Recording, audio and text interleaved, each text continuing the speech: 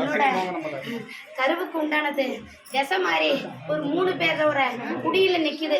உன்னோட பக்கத்திலேயே உனக்கு போட்டி வந்துச்சு தெரியுமா? அது உன்னை எந்த இடத்துல தூக்கி வீசணும்னு நினைச்சாங்க தெரியுமா? அத்தனையும் மீறி நீ வளர்த்து காமிச்ச.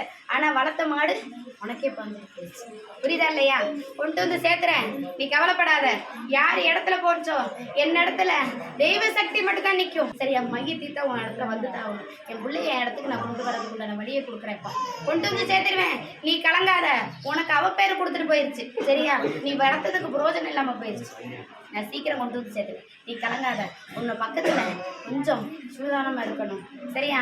உன்னை ஒவ்வொரு அசைவுமே உன் இடத்துல பார்த்துருக்கு. உன் வீட்டு வாசல்ல உள்ள பொருளை எடு. சரியா? உன் வீட்டு வாசல்ல இருக்க பொருளை எடு. உன் பொருளை அப்படியா கொண்ட பொருளை கொண்டு வந்து பதிச்சு வச்சுட்டு போயிருக்காங்க.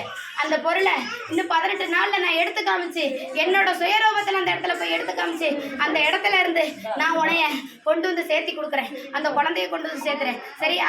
ஒண்ணு அந்த இடத்துல இருக்க பொருளும் இன்னொன்னும் உன்னோட வலது வாசல் சைடு.